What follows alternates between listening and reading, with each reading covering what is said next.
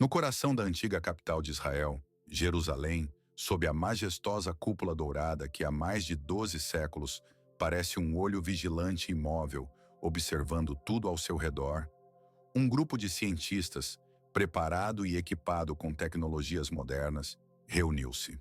Suas ações eram rigidamente regulamentadas por documentos que autorizavam a realização de uma pesquisa, que, apesar de sua simplicidade, era praticamente impossível de realizar. Eles pretendiam realizar uma inspeção não invasiva na estrutura de um dos lugares mais sagrados, controversos e intocáveis de todo o planeta. Em silêncio absoluto, interrompido apenas pelo suave zumbido dos sistemas de resfriamento de seus equipamentos de alta tecnologia, os cientistas direcionavam feixes precisos de radar de penetração no solo e impulsos acústicos através das paredes de pedras centenárias. Seu objetivo era procurar por fissuras, vazios ou sinais de fadiga do material, para entender o estado interno deste monumento histórico. Eles buscavam respostas para questões de natureza técnica relacionadas às possibilidades e limitações da estrutura. No entanto, o que eles descobriram foi muito além do que esperavam. Era algo diferente, não relacionado à geologia ou à estrutura de construção habitual. Antes de passar à parte principal da história, gostaria de pedir um pequeno apoio de vocês. Seu like e assinatura serão uma importante demonstração de agradecimento pelo trabalho realizado. Agradecemos sua compreensão e apoio.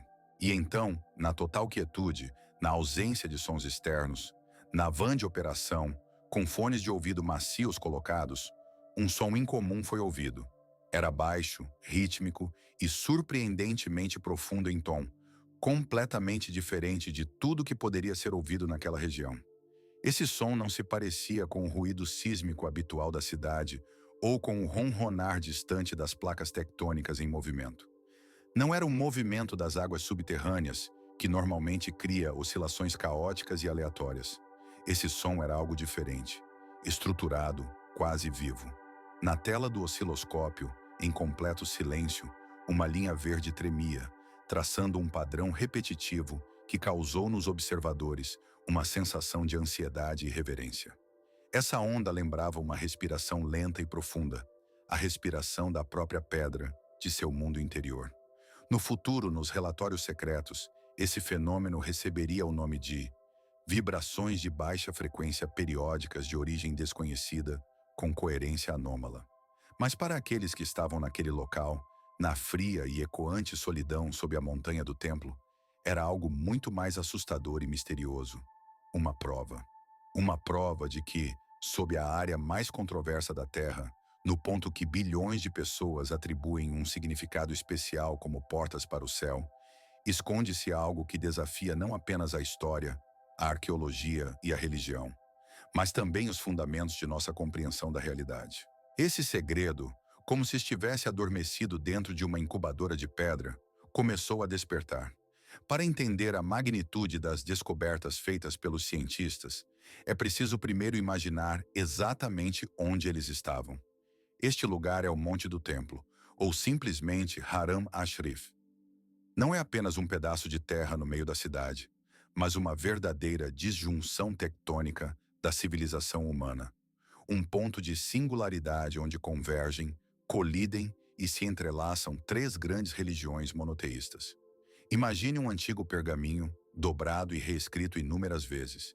Nele, textos antigos eram apagados para dar lugar a novos, e sob a luz brilhante de uma lâmpada ultravioleta, é possível discernir contornos quase invisíveis e desbotados das camadas anteriores. Assim também é este monte, uma estrutura multilayer, repleta de memória e história, escondendo seus segredos dentro de si, que não deixam os pesquisadores em paz na busca por respostas. Cada laje de pedra, cada rachadura e buraco neste local não são meras formações aleatórias. São testemunhas vivas de uma história de séculos, impregnada de sangue, suor e orações de pessoas que aqui um dia oraram e lutaram por sua fé. Cada fissura na pedra é como uma linha de uma crônica há muito esquecida, que narra eventos que aconteceram há milhares de anos. Esses eventos remontam às profundezas do tempo, muito antes do que se pensa, escondendo segredos ainda não revelados. Dizem que muito antes de aqui surgir o primeiro altar judaico, este lugar já era considerado sagrado. É o Monte Moriá, uma montanha sagrada que, por séculos, atraiu pessoas em busca de elevação espiritual. Os arqueólogos supõem que neste local havia um antigo santuário cananeu. Lá, em uma elevação rochosa elevada, tribos locais como os Ivuzeus veneravam seus deuses do céu e da terra. Era um lugar de poder, onde a fronteira entre os mundos se tornava mais tênue e a conexão com o divino era especialmente intensa. Por isso, quando Davi conquistou a cidade de Jebus e a fez sua capital, ele comprou esse lugar sagrado de um morador local, um Ivuzeu chamado Aravna. Seu objetivo era construir um altar dedicado ao seu Deus neste local, pois intuía que exatamente ali deveria estar o centro do universo espiritual de seu povo. Seu filho, o rei Salomão, concretizou essa intuição. Ele construiu o primeiro templo, que se tornou não apenas um local de adoração, mas uma verdadeira obra-prima arquitetônica, símbolo do modelo cosmológico do mundo daquela época.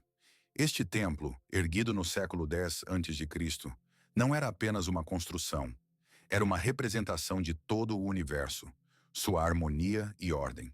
Para sua construção, foram convidados os melhores artesãos de Tiro, na Fenícia, que possuíam conhecimentos e habilidades únicas.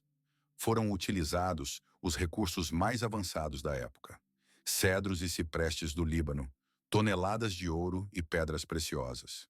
No centro do templo, em uma sala especial conhecida como Divir, ou Santo dos Santos, ficava a Arca da Aliança, o artefato mais sagrado dos judeus, o depósito da vontade e do pacto divinos. Essa arca era escondida atrás de um pesado véu, e sua presença tornava o templo um ponto de contato entre o humano e o divino, um lugar onde a fronteira entre a terra e o céu se tornava especialmente tênue. O Templo de Salomão não era apenas uma casa para Deus, ele servia como uma ligação, um terminal através do qual o homem podia comunicar-se com as forças superiores. Mas tudo mudou no ano 686 a.C., quando o rei babilônio Nabucodonosor, impulsionado por sua ira e sede de poder, incendiou o templo até as cinzas, destruiu a cidade e levou o povo ao cativeiro.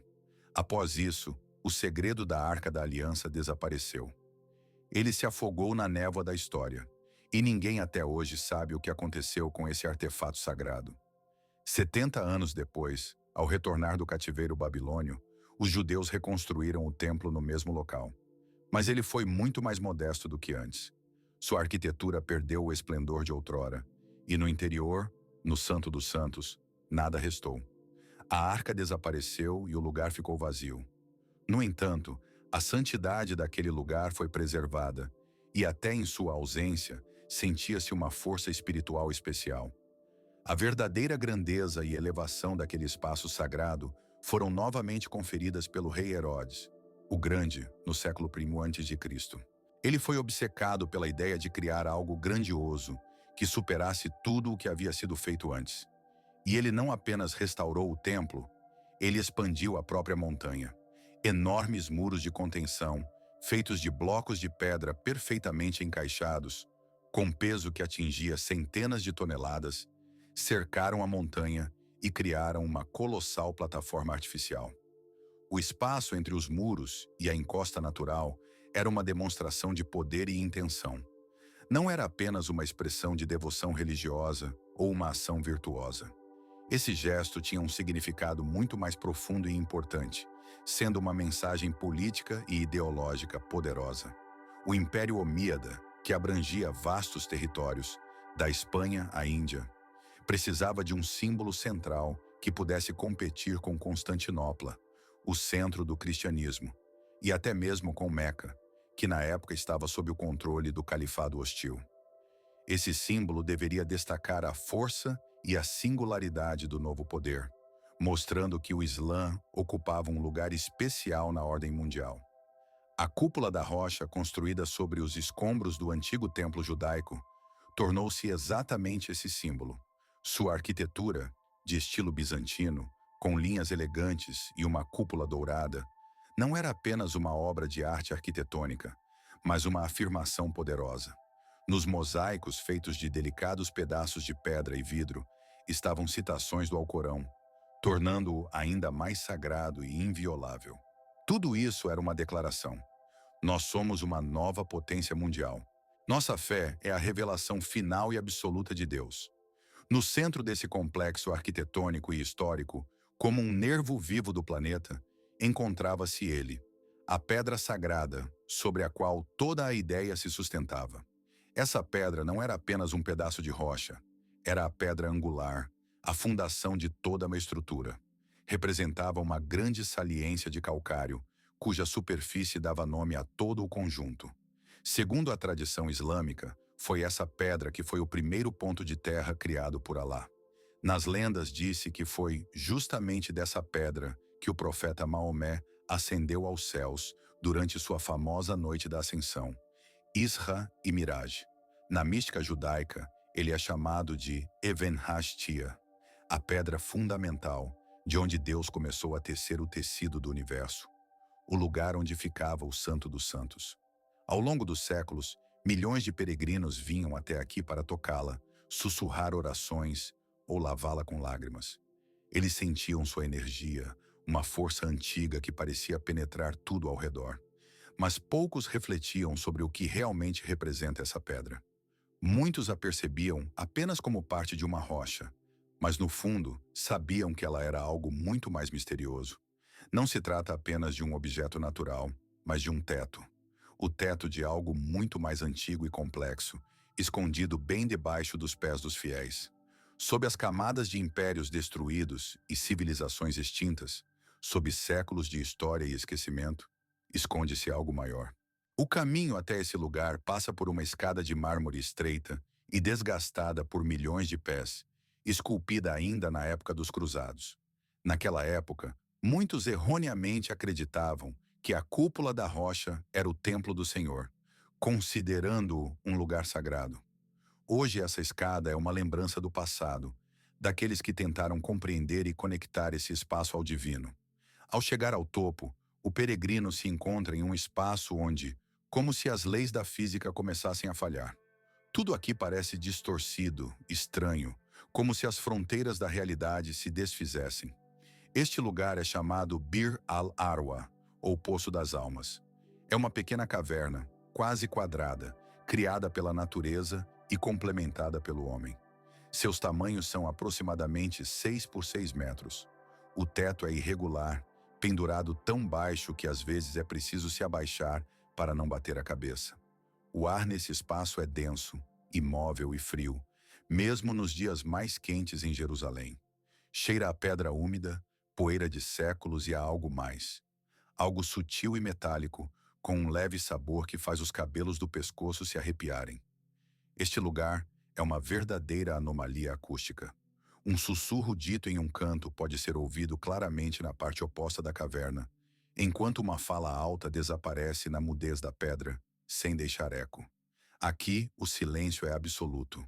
Viajantes medievais, como o poeta persa Sir e Khosrow, que visitaram Jerusalém em 1047, deixaram registros de sons incomuns vindo do centro profundo da caverna. Esses sons, ouvidos na quietude, não lembravam nem de vento, nem de voz, nem de ruído, mas eram algo intermediário, algo semelhante ao farfalhar de inúmeras asas ou ao barulho de milhares de vozes falando ao mesmo tempo, vindo de cantos muito distantes e inacessíveis. Essas descrições criam a sensação de que dentro dessa caverna acontece algo misterioso, incompreensível e muito antigo. Mas as primeiras e mais detalhadas investigações desse lugar enigmático foram realizadas já no século XIX, na era frequentemente chamada de a Era de Ouro da Arqueologia Bíblica. Naqueles anos, engenheiros, cientistas e oficiais ingleses que faziam parte do Fundo de Pesquisa de Palestina, como Charles Wilson e Charles Warren, tornaram-se os primeiros europeus a abordar o estudo dos labirintos subterrâneos de Jerusalém sob uma perspectiva científica. Trabalhando em condições extremamente difíceis e perigosas, eles perfuraram dezenas de minas e túneis ao redor do Santo Monte, muitas vezes arriscando suas vidas devido a possíveis desmoronamentos, falta de oxigênio e outras ameaças. Em particular, Charles Warren era obcecado pela ideia de encontrar estruturas antigas relacionadas à época pré-doriana, ou seja, antes da chegada do povo judeu e da destruição do Segundo Templo. Durante suas escavações, ele descobriu um antigo sistema de abastecimento de água, portões secretos na parede, atualmente conhecidos como Portões de Warren, bem como uma complexa rede de passagens subterrâneas escondidas sob a superfície. Warren dedicou atenção especial ao chamado Poço do Dossel, uma descoberta misteriosa. Ele foi o primeiro a sugerir que aquilo não era apenas uma caverna ou uma cavidade, mas parte de algo muito maior. No canto sudeste da caverna, encontrava-se a formação mais inquietante e enigmática: um buraco no chão. Tratava-se de uma abertura de formato quase perfeitamente circular, com cerca de meio metro de diâmetro, que se estendia na escuridão, impenetrável e sem fundo. Essa era a entrada do chamado poço. Warren tentou medir sua profundidade, descendo uma corda com um peso, mas nunca conseguiu alcançar o fundo. Ele jogava pedras na fenda e escutava. O som da queda era incomum. Não um impacto surdo, mas uma série de ecos que se apagavam lentamente, como se dentro dela, algo enorme e muito complexo, uma caverna ou uma rede de túneis, respondesse a cada pedra. Mas não era só isso que impressionava os pesquisadores. Eles também notaram um fluxo de ar estranho e intermitente saindo daquela abertura, como se algo enorme e invisível estivesse respirando no interior. A própria cavidade, uma formação artificial, com bordas lisas e trabalhadas por ferramentas humanas, como se alguém tivesse escavado intencionalmente aquele poço através de uma rocha monolítica. A questão era: por quê? As teorias sobre a finalidade daquela estrutura variavam desde as mais simples até as mais complexas e até assustadoras. A hipótese mais comum era que se tratava de um sistema de drenagem, destinado a desviar o sangue das vítimas ou a água para rituais de purificação utilizados no templo, quando este ainda existia no local. Mas surge a dúvida: por que construir uma drenagem tão profunda e complexa? Por que ela foi feita dessa forma? Existem suposições de que fosse uma passagem secreta, pela qual sacerdotes poderiam entrar discretamente no Santo dos Santos ou sair rapidamente do templo em caso de perigo. Alguns acreditam que fosse uma passagem simbólica para o mundo dos mortos, o Sheol, o lugar dos mortos, por onde as almas dos falecidos partiam para o reino do além. Mas e se sua verdadeira finalidade fosse completamente diferente? E se não fosse uma entrada, mas uma saída? E se fosse um canal pelo qual algo ou alguém emergia das profundezas da Terra? Durante grande parte do século XX, qualquer pesquisa sobre a montanha do templo foi estritamente proibida. A situação política e religiosa que se desenvolveu naqueles anos criou um ambiente de grande tensão. Qualquer tentativa de aprofundar-se nos mistérios do passado poderia levar a um conflito militar de proporções enormes, capaz de explodir toda a estabilidade geopolítica no Oriente Médio. No entanto, a própria natureza dos segredos enterrados sob a terra era tão sedutora e enigmática que era impossível resistir à vontade de estudá-los. Esses enigmas atraíam cientistas, aventureiros e políticos, arriscando a qualquer momento desencadear uma reação imprevisível. Assim, em julho de 1981, ocorreu um incidente que quase provocou um conflito de grande escala, capaz de explodir toda a situação na região. Este episódio marcou um ponto de virada em nossa investigação, quando o segredo, guardado por séculos, foi momentaneamente revelado por força bruta, como se uma parede intransponível tivesse sido quebrada. O protagonista desse evento dramático foi um homem chamado Havida, juntamente com Yehuda Getz, o guardião do Muro das Lamentações, uma pessoa que combinava características de místico, cientista e veterano de guerra. Por muitos anos ele foi obcecado com a ideia de encontrar a antiga Arca da Aliança, o santuário que, segundo suas suposições, poderia não estar perdido ou destruído, como se acreditava anteriormente. Getz não era um caçador de tesouros louco por riqueza ou fama. Ao contrário, era um pesquisador sério e determinado, estudando textos antigos, o Talmude, os escritos de Maimônides e outras fontes históricas, e chegou à conclusão de que a arca não desapareceu no fogo e na destruição. Ele tinha certeza de que o rei Ezequias, prevendo a destruição inevitável do templo, ordenou aos sacerdotes esconderem o santuário em um esconderijo especialmente preparado, que, segundo seus cálculos, teria sido projetado ainda pelo rei Salomão. Esse esconderijo, de acordo com suas hipóteses, estaria localizado em um vasto sistema de túneis, situado exatamente sob o Santo dos Santos, ou seja, sob a pedra fundamental do templo.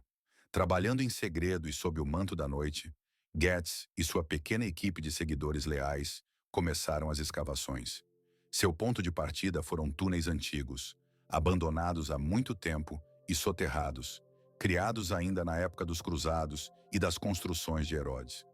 O acesso a esses túneis era possível apenas pela parede oeste, que estava sob jurisdição de Israel. Durante o trabalho, eles usaram apenas ferramentas manuais, picaretas, pás e baldes, para não chamar atenção com ruídos altos ou levantar suspeitas. Metro por metro, com cuidado e paciência, eles atravessaram as antigas alvenarias de pedra e a terra comprimida pelos séculos, arriscando serem soterrados vivos. As estrelas guia nessa busca perigosa eram textos antigos e uma bússola que ajudavam a manter o rumo. E então, numa noite, suas picaretas romperam a parede e diante deles se abriu uma passagem inesperada e surpreendente. Encontraram-se em uma câmara que não constava em nenhum mapa arqueológico. Era um espaço enorme, perfeitamente preservado. Provavelmente um tanque ou uma piscina ritualística escavada na rocha, desde os tempos do primeiro templo. Mas o mais importante era que dessa câmara levava um corredor estreito e entulhado, que, ao que tudo indicava, se estendia diretamente até o objetivo, até aquilo que os pesquisadores buscavam. Eles estavam no caminho certo. Sobre sua descoberta soube-se, e não por acaso.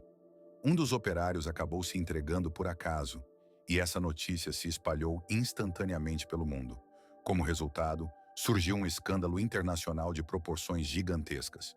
Líderes muçulmanos acusaram Israel de tentar escavar secretamente um túnel sob a mesquita de Al-Aqsa, com o objetivo de destruí-la e reconstruir o terceiro templo. Na Cidade Velha começaram confrontos violentos e tumultos em massa. O mundo árabe explodiu de raiva e insatisfação. A situação atingiu um ponto crítico. O governo de Israel, liderado por Menahem B. Posteriormente, em conversas privadas, os participantes daqueles eventos lembraram que, nas últimas horas, antes de serem forçados a sair, ouviram sons estranhos vindo do lado de fora da parede, que permaneceu inacessível. Esses sons não eram apenas o eco de suas próprias ferramentas ou do trabalho que realizavam. Eram zumbidos de baixa frequência claros, vibrações que podiam ser sentidas fisicamente, como se a própria terra estivesse tremendo sob seus pés. Esses sons criavam a sensação de que havia algo vivo dentro da parede, algo enorme e poderoso. As ferramentas nas mãos dos pesquisadores tremiam por causa dessa tensão invisível, e era evidente a diferença entre o ruído comum e esse estranho, profundo zumbido que parecia penetrar diretamente no coração das emoções humanas. Esse incidente com o túnel de Ravina Getz tornou-se um momento decisivo e teve consequências de longo alcance. Ele fez as autoridades de ambos os lados do conflito perceberem o quanto pouco sabiam sobre o que exatamente estava debaixo de seus pés e o quão perigoso poderia ser esse desconhecimento. A instabilidade do solo, causada por escavações não autorizadas e espontâneas, poderia levar ao colapso de todo o complexo, criando uma ameaça não apenas para aqueles que trabalhavam lá, mas também para a área ao redor. Como consequência, surgiu a ideia de realizar uma investigação abrangente, porém estritamente respeitosa à integridade do local, para criar um mapa preciso das cavidades subterrâneas e avaliar os riscos potenciais. Para isso, era necessária uma tecnologia especial capaz de sondar o subsolo sem mover uma única pedra, sem perturbar o delicado equilíbrio e o status quo.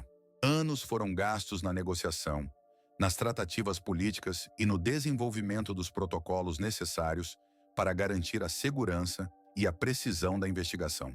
E, finalmente, essa tecnologia foi desenvolvida, e a equipe de cientistas teve a oportunidade de olhar para o abismo. Essa equipe, com acesso exclusivo às estruturas subterrâneas, foi equipada com tecnologia de ponta do século XXI. Seus instrumentos mais pareciam adereços de ficção científica do que aparelhos comuns. No centro de sua atenção estava o georadar de múltiplas frequências de última geração. Um dispositivo que pode ser comparado a um ecoide, usado para escanear o fundo do oceano, mas que, em vez de ondas sonoras, utiliza ondas de rádio e, em vez de água, detecta rochas sólidas e terra.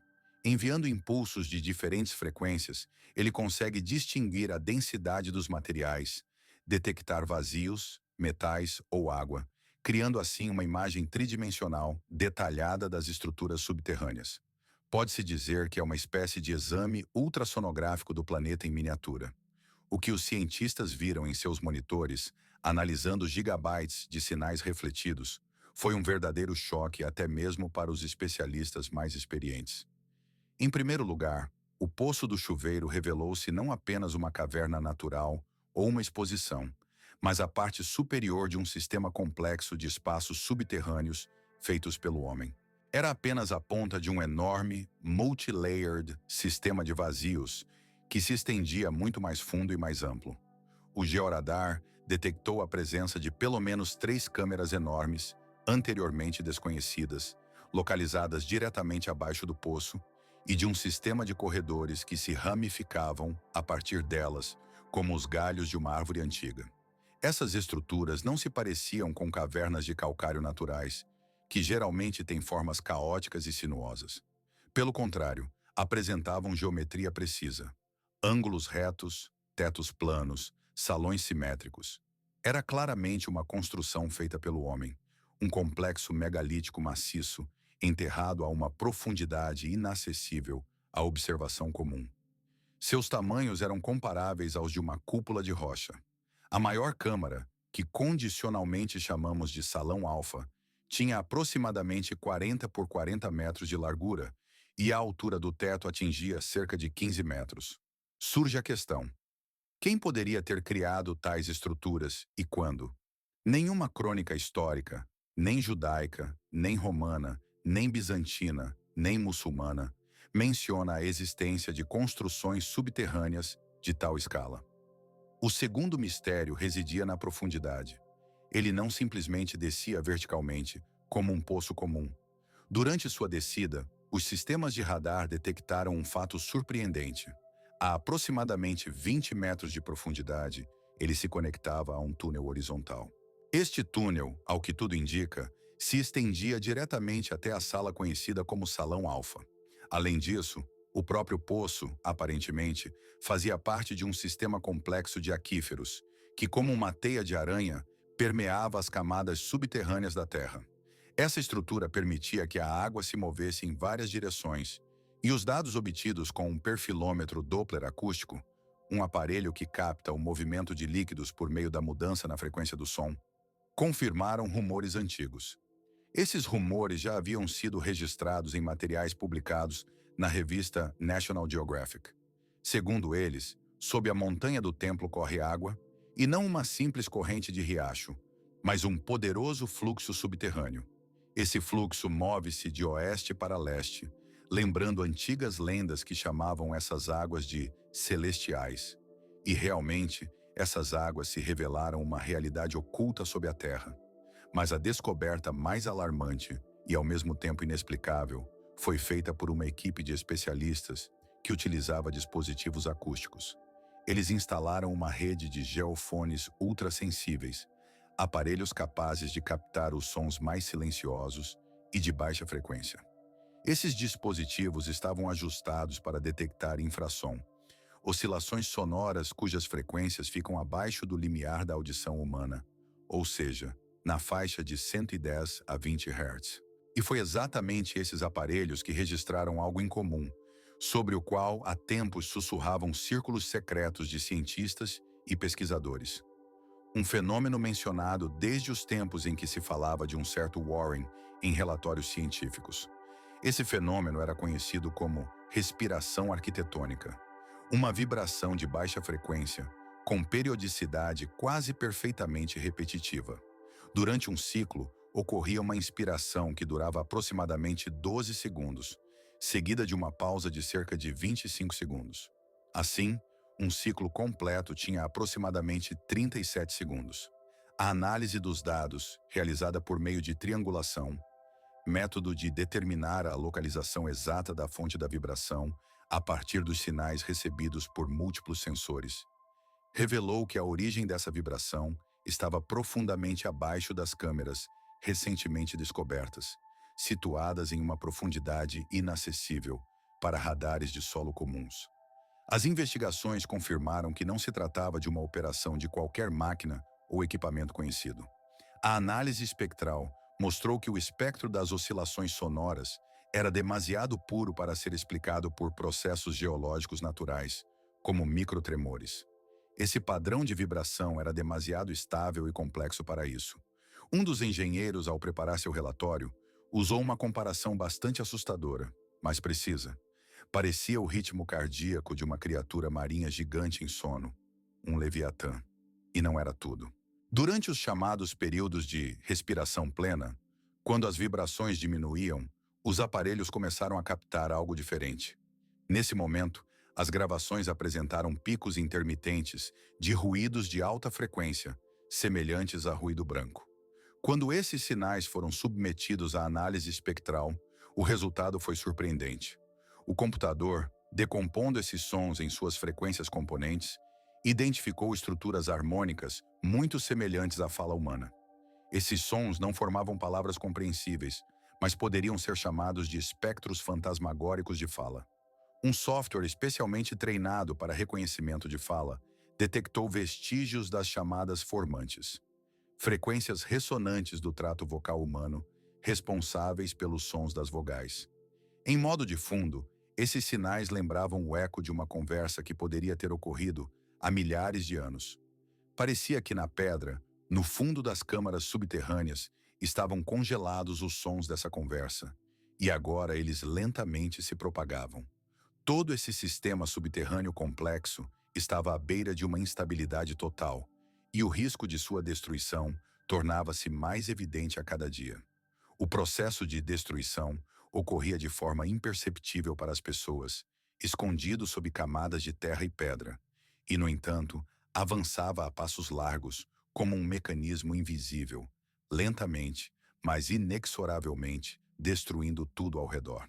A montanha onde se erguia o templo ia lentamente se afundando, mergulhando em abismos subterrâneos, cuja existência a maioria sequer suspeitava. Esses abismos eram tão profundos e intricados que seus tamanhos e estruturas permaneciam um mistério para todos. Toda essa cena lembrava um organismo gigante, onde cada movimento, cada deslocamento de rocha poderia levar a uma catástrofe. E o que os cientistas registraram não eram apenas sons ou vibrações aleatórias, mas possivelmente testemunhos desse processo titânico de destruição. Cada respiração, cada movimento de ar ou terra, não era apenas um efeito casual da natureza, mas talvez um reflexo do deslocamento de milhares de toneladas de pedra e solo. Cada vibração percebida no ambiente poderia ser um sussurro silencioso da montanha moribunda, seu último suspiro antes de sua queda definitiva. As descobertas científicas feitas durante as últimas escavações e estudos abrem novas páginas na história de Jerusalém. No entanto, essas descobertas não apenas acrescentam um novo capítulo ao livro já existente. Elas obrigam a uma revisão completa de tudo o que sabíamos. As versões oficiais sobre a origem e a história desse lugar são apenas uma fina camada que oculta segredos muito mais profundos e complexos. Essa fina camada de realidade está esticada sobre um abismo que esconde a verdadeira verdade. E se o Templo de Salomão, o Templo de Herodes e a Cúpula da Rocha não forem construções aleatórias, feitas simplesmente assim, mas parte de um plano mais amplo e elaborado? E se esses sagrados locais foram erguidos não apenas neste lugar, mas ao redor ou até acima de uma estrutura muito mais antiga e importante? Talvez os construtores antigos, que podem nem mesmo ter sido israelitas, soubessem da existência desse complexo subterrâneo. Eles poderiam ter construído seus santuários exatamente ali para usar seu poder, ou, ao contrário, selá-lo, protegendo o mundo de um perigo que poderia escapar. Nesse caso, o templo não era apenas uma casa para Deus, mas também funcionava como uma espécie de tampão, selo ou barreira, contendo algo dentro. O misterioso tronco localizado na cisterna, ou poço de água, não é apenas uma drenagem ou canal de ventilação. Talvez seja um ponto de acesso a algo muito importante, escondido sob a terra. Ou, quem sabe, uma chaminé de ventilação destinada a expulsar o ar de algo muito antigo e poderoso que precisava de circulação constante. Essa ideia, conhecida como teoria da continuidade dos locais sagrados, adquire cada vez mais conotações assustadoras. Ela sugere que as construções religiosas mais antigas e significativas do mundo muitas vezes foram erguidas exatamente sobre as ruínas de templos mais antigos. Por exemplo, a Catedral de Notre-Dame de Paris está construída sobre o local de um templo romano de Júpiter, que por sua vez foi edificado no lugar de uma floresta sagrada celta. A grande mesquita de Damasco foi construída exatamente no local de uma basílica cristã, e esta, por sua vez, sobre as ruínas de um antigo templo de Júpiter. E se, sob a montanha do templo, estiver escondido uma fonte primordial, um santuário original, remanescente de uma civilização há muito desaparecida? Uma civilização que possuía tecnologias de construção megalítica, comparáveis ou até superiores às conquistas do Egito e da América do Sul. As lendas sobre águas paradisíacas correndo sob a montanha, de repente ganham uma explicação lógica. A estrutura geológica de Jerusalém é bem conhecida. A cidade está sobre calcário, que se dissolve facilmente com a água. Como resultado, formam-se redes inteiras de cavernas e túneis subterrâneos. O rio subterrâneo descoberto pelos cientistas pode ser a chave para tudo. E se esse rio interagir com camadas minerais, ou até com artefatos enterrados dentro deles, causando... Existe uma teoria chamada faixa de pedra. Ela sugere que alguns tipos de rochas de quartzo possuem uma capacidade surpreendente de, sob forte pressão e campos eletromagnéticos, registrar e reproduzir ondas sonoras. Essa ideia leva à reflexão. Será que as paredes das câmaras subterrâneas, saturadas de quartzo, poderiam ter capturado o eco de rituais, orações ou conversas de há séculos atrás? É bastante possível que, com a destruição gradual dessas estruturas subterrâneas, a pressão interna das paredes de pedra mude e, junto com ela, sejam liberadas gravações sonoras antigas. Esses sons, como uma agulha deslizando por um disco rachado, começam a tocar novamente, revelando o que foi escondido por séculos.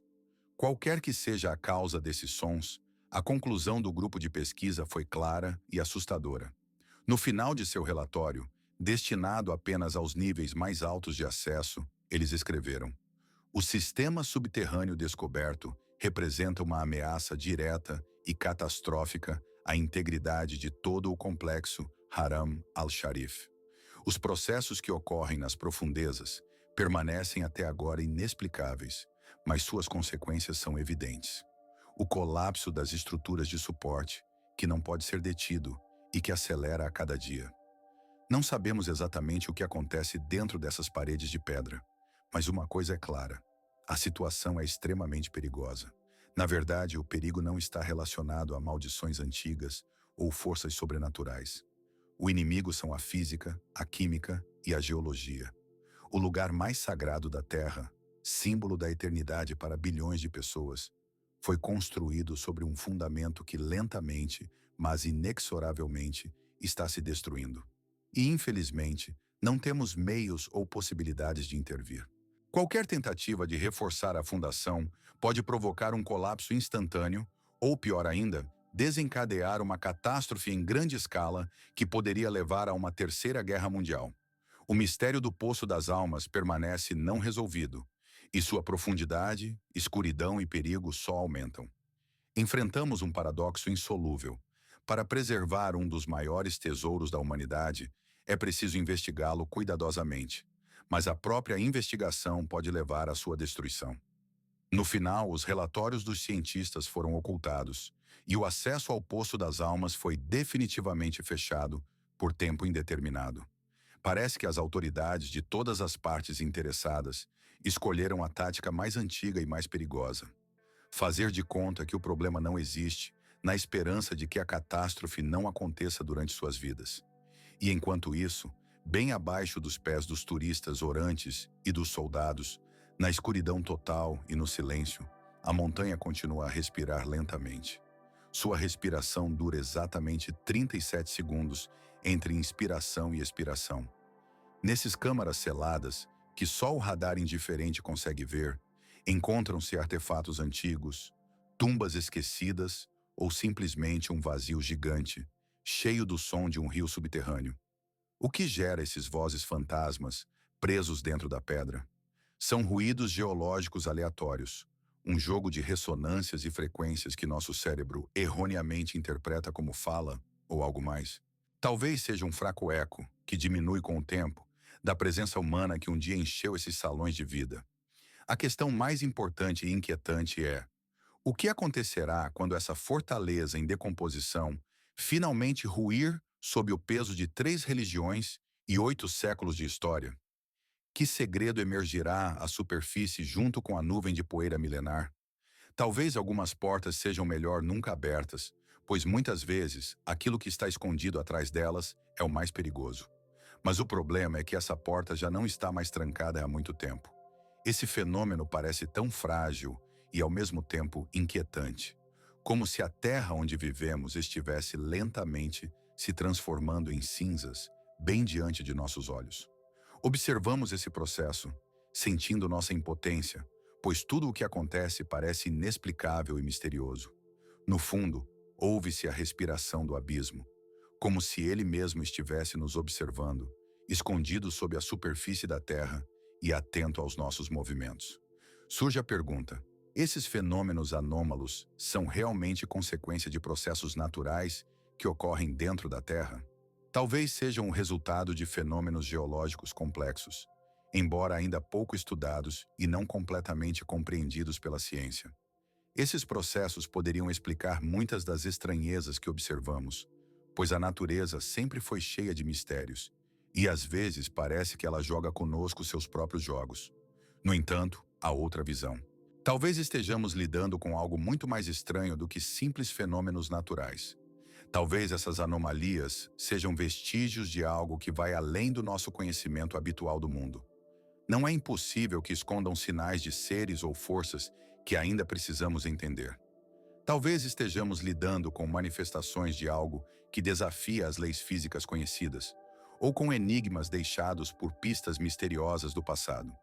De qualquer forma, essas questões exigem nossa reflexão profunda e busca por respostas, pois envolvem não apenas a ciência, mas também nossa fé na explicabilidade do mundo ao nosso redor.